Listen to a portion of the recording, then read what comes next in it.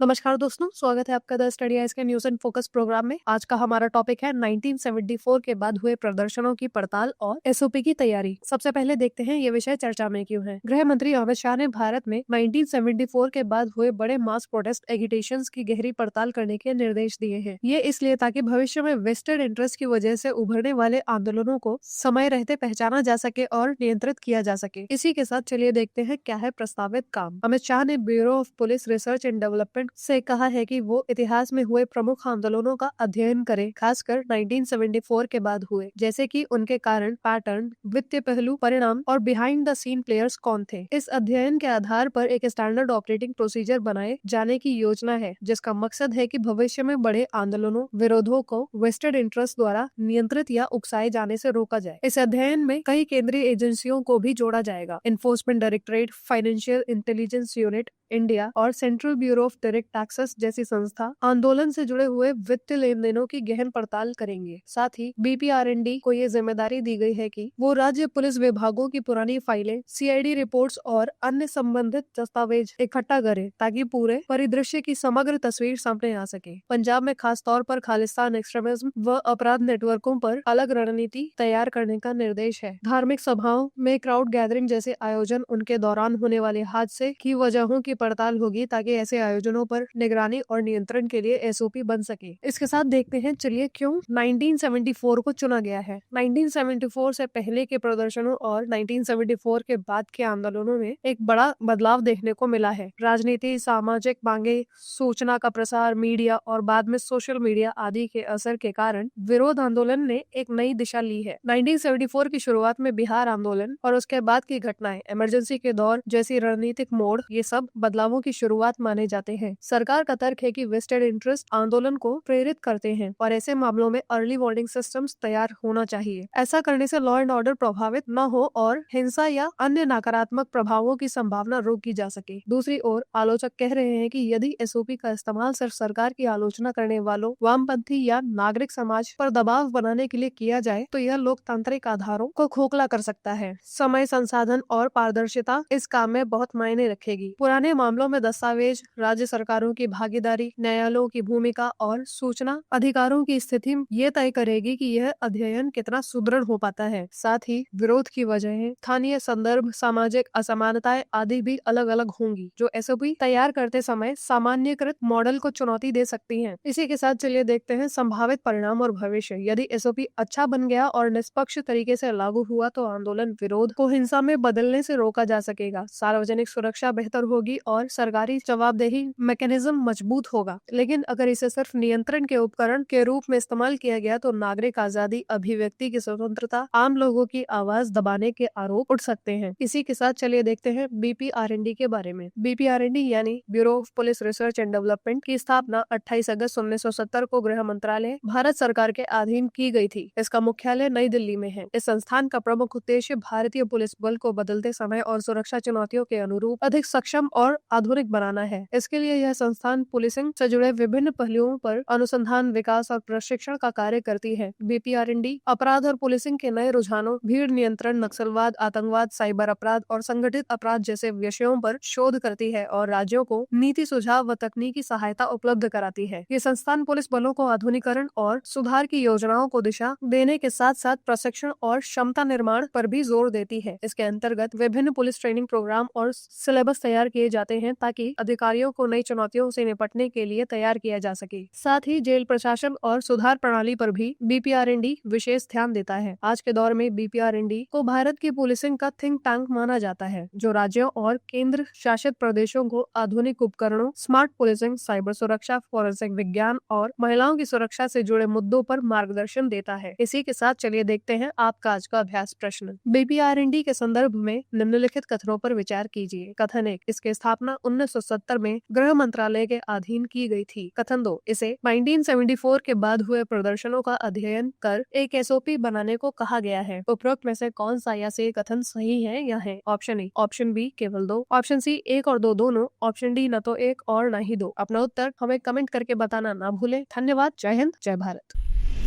Dear students, हमारे channel को like, share, subscribe करें और अपनी तैयारी को और बेहतर बनाएं।